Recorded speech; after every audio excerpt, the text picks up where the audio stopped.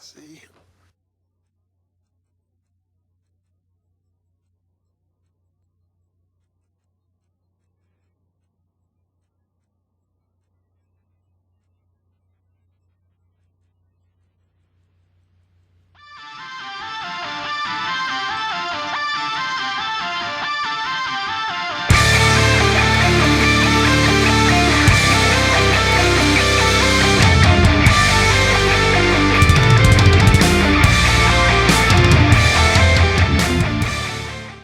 Hangman is a found footage film of sorts. It basically focuses on a family as they return home from vacation, only to discover their house has been broken into and it's a complete mess. And obviously they call the police. They look like it's just some kind of vagrant who's been living there while they've been on a holiday and things like that. However, it's a little bit more sinister. As it turns out, there's some kind of psychopath has installed lots of hidden cameras around the house and is actually living in their loft space. And basically, while they're kind of asleep and basically kind of doing other stuff in the house, this guy's kind of creeping around the house, doing weird things, and ultimately has a killer agenda on his mind eventually. So that's pretty much a movie. It does remind me a lot of the movie The Strangers that came out a good few years ago. It has a kind of similar vibe to it. And why I say it's sort of a found footage film, basically this killer basically has installed all these kind of like hidden cameras. So basically we see the kind of the view from these kind of hidden cameras, and also this kind of portable camera that he's kind of carrying around with him whilst he's kind of following this kind of family around. Now, one of the differences between this found footage film and the majority of other ones, I would say, which is both a good and bad point to it, is the fact that it actually casts recognisable actors. Now, you've got no huge names here, but you've got basically actors you're going to recognise.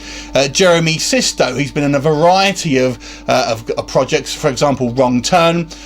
Kate Ashfield, she was in Shaun of the Dead. You've got Ty Simpkins, of course, was in Iron Man 3 and the Jurassic World movie. So actors you're going to recognise here. So it's not one of those ones where it's pretending, obviously, this is going to be a real found footage film. And obviously, because these are actors you know are actors, for example. But it does mean that the actual acting here is probably of a better calibre, because these are more sort of seasoned professional actors. So I do think the acting was for the most part probably above par to what we see in some of these films. But obviously you kind of, maybe it takes away somewhat from the kind of the illusion, basically. Although I have to say, some of the script here and situations that happened verged on the ridiculous. So although the acting wasn't bad, some of the things that actually happened within the film were just a little bit too unbelievable. Like the fact that no one hears this guy kind of like walking up and down the stairs. No one sees the kind of the illumination of the camera window of his mobile sort of video camera as he's walking around in the dark and things like that. The young boy basically is apparently being talked to, and they just assumed, it's obviously a kind of a kind of imaginary friend, but the wife basically takes something that he has said as kind of gospel at one point. So there's a few things to me that were just a little bit silly, kind of. The main criticism I have of this film, there's nothing really to it. 90% of this film is this guy just creeping about the house watching a family. That is really it. Very, very little happens. Now, it says that it's called Hangman, so you're obviously expecting this is going to be signature killing move. And whilst there is a hanging in it, it's not something that I would say is particularly indicative. He actually murders people in other ways more so than a hanging. But the body count is relatively low.